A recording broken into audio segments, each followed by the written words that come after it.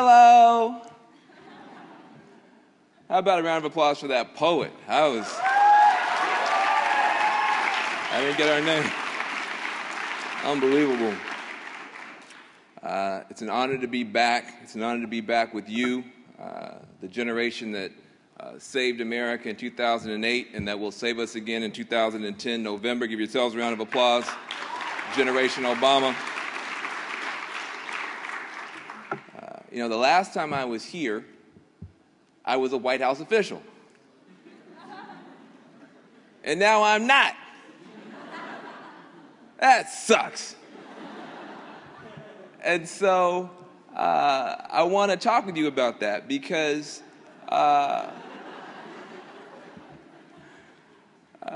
I'm like the rest of America. These are the days of hope and heartbreak. How many other Americans that you are out there fighting for just got their dream home, literally just got it, and just lost it? Or just got that promotion that they had worked so hard for and suffered so long to get, and then the company shut down? How many of your peers worked their way through high school, did everything right, got the right grades, but at the end of the day, they couldn't make it to college because the student loans weren't in place for them? How many of your cousins and neighbors proudly joined the military and have now come back home to an economy with no jobs and no place for them? These are the days of hope and heartbreak. And many of you here, though you look awful cute, you got those big smiles, you're networking. Some of you too much. Right. You've got some hurt in you too. You got some heartbreak in you too, but you're pushing forward. And what I want you to know is that the successes in your life give you your confidence. But it's those setbacks that give you the character. And we need this generation in particular to be a generation of both confidence and character to push through and get through this difficult time that we're in. You were the generation in 2008 that put this country on your back and carried it out of an 8-year hell of despair. And you got us across that finish line because you were willing to take a chance and to believe that change was possible. And so you took us from despair to hope, which is hard. But now you got to take us from hope to change. And that's harder. Now, anybody here who's ever tried to lose weight knows what I'm talking about, right? Anybody here, you know you're 15 pounds overweight and you still ate that donut today? That's called despair. Then you see a fitness magazine or something. You see somebody on the video and they got the svelte body. They got the six-pack. They got the tricep. Not just the bicep, they got the tricep. Right? And you're looking at them and you're saying to yourself, I could look like that. That's called hope. That's hope. Actually losing the 15 pounds and getting to, that's called change. That's called change. And that's tougher. It's harder. You go up and down, you go back and forward. Every day is not a good day. But if you don't stand for real change now, if you don't stand as a generation and say, no, we meant it when we said we were voting for change, we will never have the change in this country. I was born in 1968, which is the year they assassinated hope in our country. They killed Dr. King that year. They killed Bobby Kennedy that year. And for 40 years, we had no hope in this country. Hope was just a marginal thing. As a mass phenomenon, the politics of hope was murdered in 1968. And it took 40 years, 2008, for you to bring the hope back. For you to bring the hope back. We cannot afford now to let the hope die. You cannot do that to America. You cannot do that to our country. And as long as you don't go back to despair and cynicism and all the sort of stuff that people want to pull you back to now because we didn't get everything done in 18 months, as long as you don't go back to despair, as long as you keep the hope alive, change is still possible. And we need real change. And we won't have it unless you stand for it. One of the most important areas of change that we need is in our energy system with regard to climate change, with regard to energy independence. That's one of the most important changes. You as a generation can say to America that it's your planet that's on the line and it's your future that's on the line. Part of the challenge we have right now is we have an economy that's fueled by an energy system based on death. Based on death. What is oil but the ancient blood of our ancestors underground that we dig out and burn in engines with no ceremony? What is coal but the broken bones of our ancestors that we drag out of the ground and burn in our power plants without ceremony? We take death out of the ground and we use oil and coal, death, to power our societies. Well, it is no wonder that when you take death out of the ground and burn it, that then your climate scientists tell you you're now going to get death from the skies. And then we now have death in our oceans because you have a society that is addicted to a death-based fuel system. And as a result, we keep pushing our energy workers to drill deeper and deeper holes. Go into Appalachia, drill deeper holes to get more coal out. Risk your lives, die in those mines, blow up the mountains, blow up your grandmother's mountains so we can keep powering America in the same old way and drill deeper holes. Go out in the ocean, risk your life to drill deeper and deeper holes so we can keep powering America in the same way. You as a generation have a responsibility to stand up and to tell the people who run this country that America's future is not down those holes. America's future is not down those holes. If you want to see the future, look up. Look at the sun. Look at the solar power we could have in our country. If you want to see the future, look up. Look at the sky. Look at the wind. Imagine the wind turbines that could be created in Indiana and Michigan and Ohio where our industrial workers are sitting idle. Imagine them. Look up into the eyes of those workers.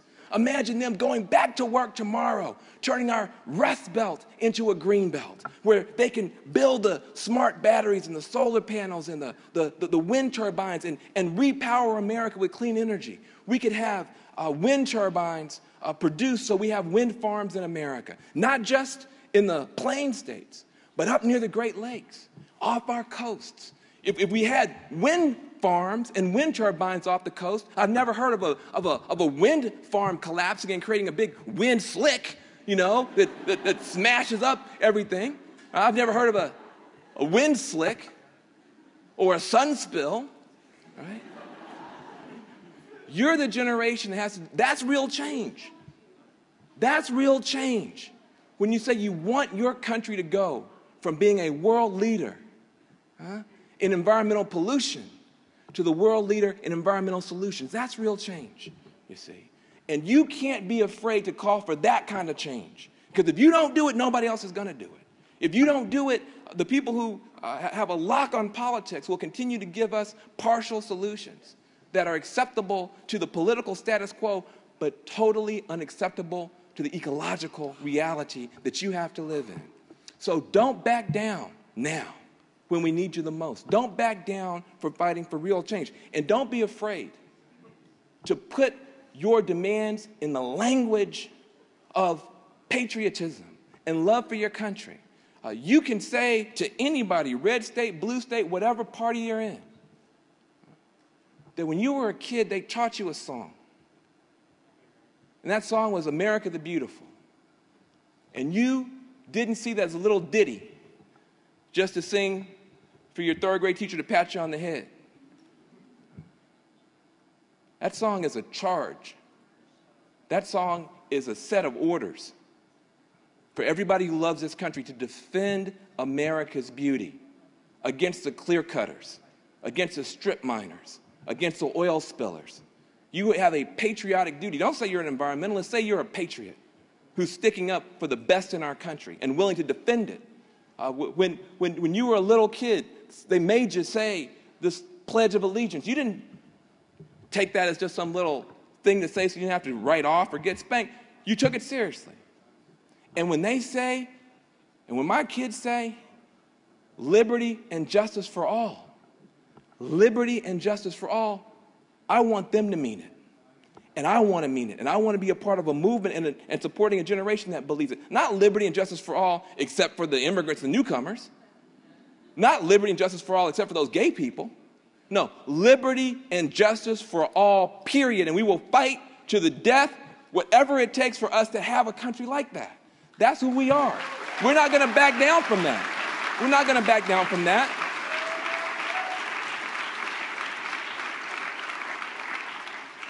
We have ancestors that spilled their blood on the ground so that women could vote, so that people of color could vote. We have people right now fighting overseas, trying to stick up for the best in the human family. So we can't back down and be afraid to speak for those values. The only thing somebody can do is blog and say they don't like it. That's not what Dr. King went through. That's not what Bobby Kennedy went through. And so I'm saying to you that you as a generation have an opportunity and an obligation to fight for real change now. If the country sees you fighting for real change, the country won't give up hope. If the country doesn't give up hope, then all that we want is still possible. So you have the opportunity, you have the obligation to pull America back together with a new politics, to put America back to work with a new economics. If you do that, if you stand together, if you accept that responsibility as a generation, if you don't put it off to the next generation or ask the old people to do it for you, if you stand up and you own that as your agenda, then we will actually get a chance to see, just like we saw in 2008, the best in America flowering, people coming out, all colors, all classes, all races, hugging in the streets, crying. We can have that not just on one day in America. You have an obligation to build a movement that doesn't just win on one day. The values you have, what you believe, what you're capable of with your technology, with your love of each other, with your support, means that for the first time in the history of this republic, we have a generation that can help America win every day. Help us win every day, and don't accept anything less. Thank you very much.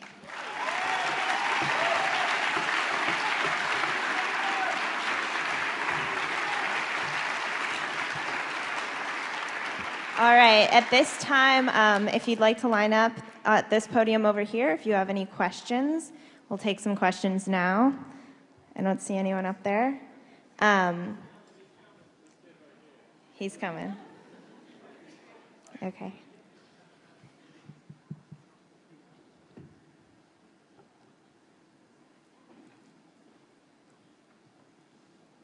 Hi, Mr. Jones. My name is Victor, and I'm representing Ideas.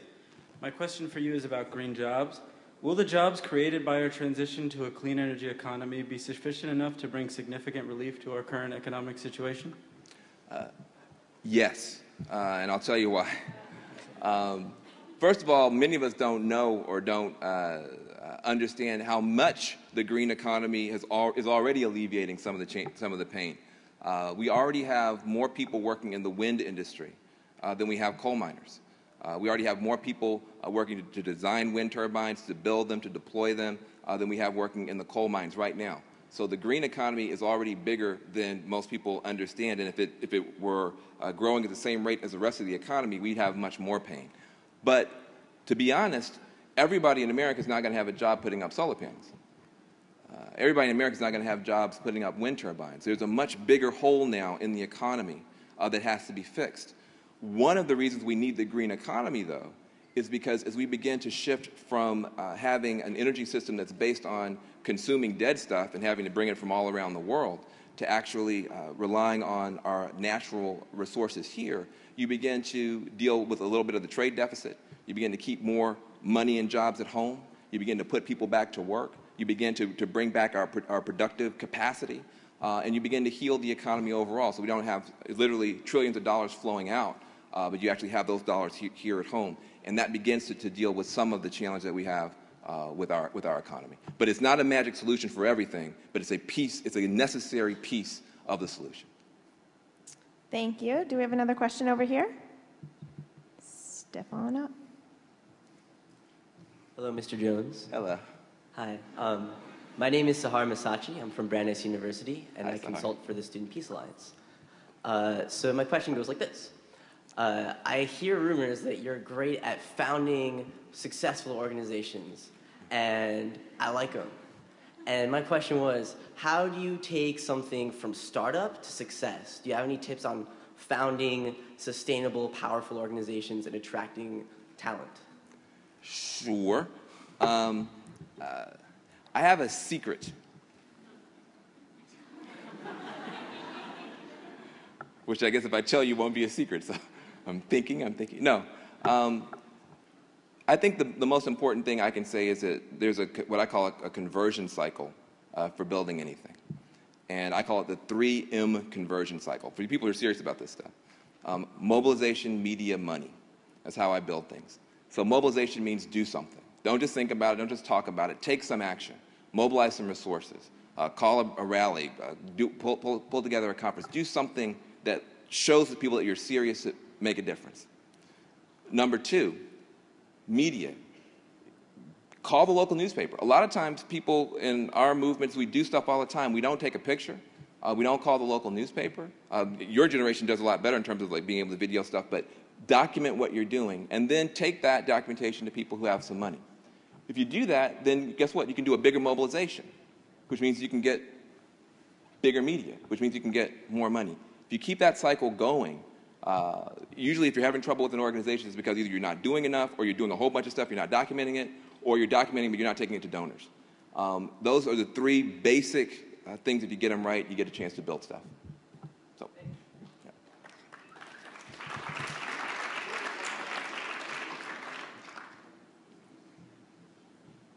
Hello, Mr. Jones. My name's Lewis. I'm working at US Perg right now. My question's a little bit more personal. You spoke about a season of both hope and despair, and I've had a lot of difficulty maintaining my hope level in the face of a lot of despair that's been coming out in the past 18 months. So I'm asking, what do you do when you're faced with a hard day, or a hard week, or a hard month, or even if you feel like you're making objective progress, but people are putting out a lot of negative comments, there's a negative attitude in general. How do you maintain hope in the face of despair? Mm-hmm. Well, I mean, for everybody's got their own tricks. I mean, for me, I really think it's important. I get a lot out of history. Whenever I feel like I'm having a bad day, I'll put in a documentary about Mandela and go, whew.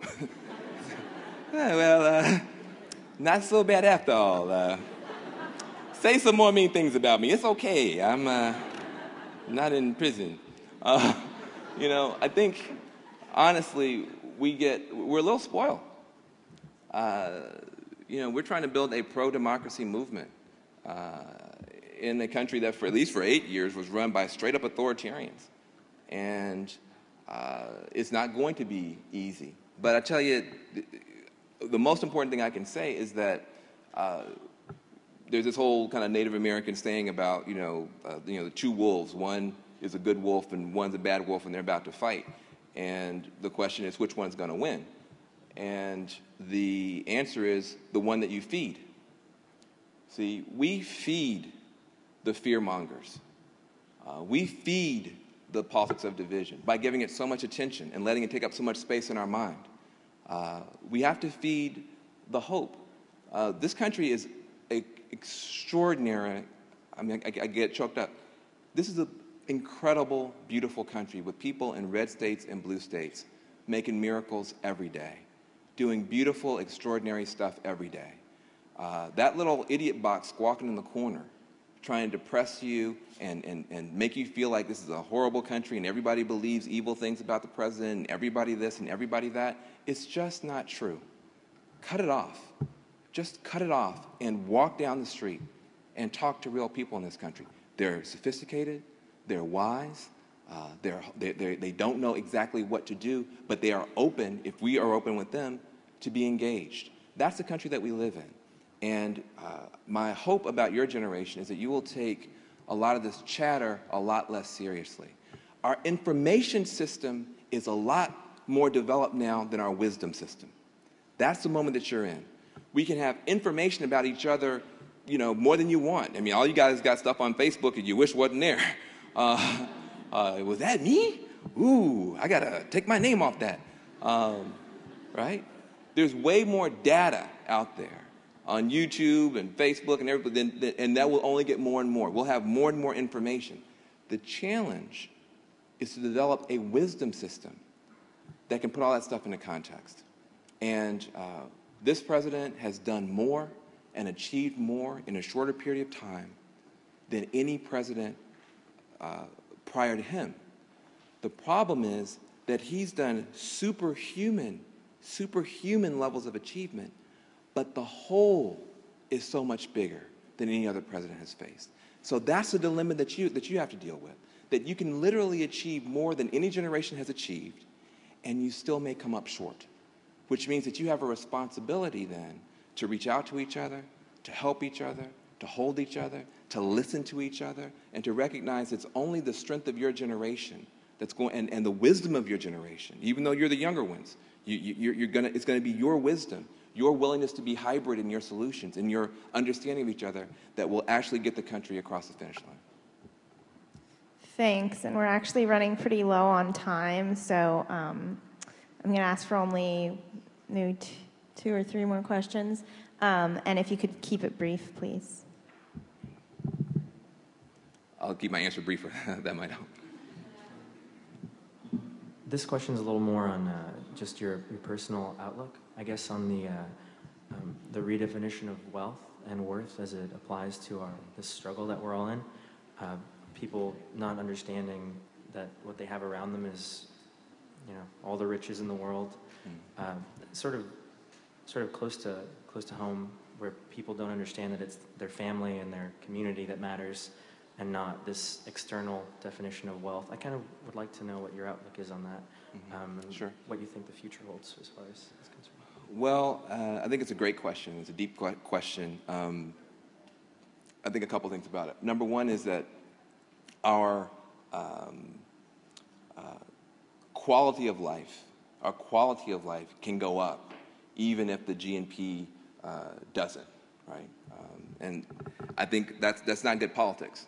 If you're a politician, you got to say, look, we're going to have, continue to grow and grow and grow, and everybody's going to have 20 cars in every garage, and so that politics is about that kind of stuff. At least the old politics. I think that your challenge is to come up with a new politics that's more honest. That says on a finite planet, we have this little green soap bubble in space called Earth, and on a finite planet where you've got 6 billion, soon to be 9 billion, 10 billion people. We're going to have to find a better way to live, where we can be happier, healthier, more celebratory, but possibly with less junk in the garage. And it will take some courage on your part to talk that way to America. We've spent the past 50, 60 years thinking that consumerism was a ticket not only to personal happiness, but also was the main indicator of national strength. And you're going to have to be the generation that helps to turn us back toward, again, more wisdom. Now, we deserve a fair share of the global set of jobs, and we shouldn't just outsource all of our economic capacity for no reason. I believe in markets, innovation, entrepreneurship, et cetera. And at the same time, what we should be building now and what we should be making now should be things that actually are lighter on the earth and actually create more space for us to be better people.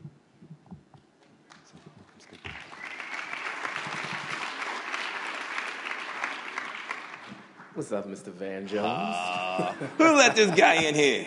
Baratunde Thurston, Jack and Jill Politics, The Onion, America, Brooklyn.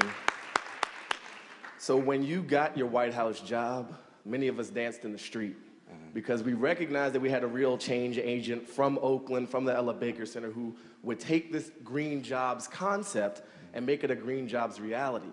Now you're not in that position anymore. When you left, a lot of us cried. I wrote very hateful things about certain people that are on the internet forever now, and I won't be able to get a job in the White House now because of some things I said. How do you continue making sure that the position was what a lot of us felt was going to help make this real? You don't have that position more clearly. You still have the drive and the vision and the inspiration and the energy. How are these jobs going to really happen now, and how much do you feel any sense of frustration still at not having that position, but maybe something different, if not something better? Well, the good thing is that the agenda continues. The Department of Energy is still as committed. The $80 billion that was in the recovery package didn't go anywhere. So sometimes you have to separate ego and your kind of individual quest for redemption from what's best for the country. You know, it would have been, let's see, no more questions. Okay, it's my last question, so I better say something smart. You know, it would have been easy for me to have equated my resume, my position, my post with what's best for the country. But the reality is there are lots of ways to serve an agenda. In some ways, people come to me and say, Van, you were in the White House for 6 months and then you were out and it was so terrible. And I'm like, did you listen to the first part of your sentence? I was in the White House for 6 months. That's 6 months longer than you. So, again, you gotta look at these things with some objectivity. What I learned in those 6 months, I'm going to be able to take with me forever. Many of you have been in airplanes before. You can imagine when you're in an airplane, you hit some turbulence, and it feels a certain way. And you think to yourself, well, I hope the people in the cockpit know what they're doing. I got a chance to spend 6 months in the cockpit. 6 months in the cockpit. I know exactly how much peril this country is in. I know exactly how much promise we have. And if you think you love your country, I will tell you this, and then I'll go. If you were given the same opportunity I was given to go and serve for 6 months, and it was 100% guaranteed that you would have the same rough exit that I had, do it. Do it. It's worth it. It's worth every minute. If you think you love your country now, hold it in your arms for 6 months. Hold it in your arms every morning and understand exactly what a delicate experiment democracy is and what a rare window we have to continue to show the world that a rainbow people, a multicultural people, with every faith, every sexuality, every gender, every kind of person, can be one country and can solve tough problems and show a rainbow planet how to do it.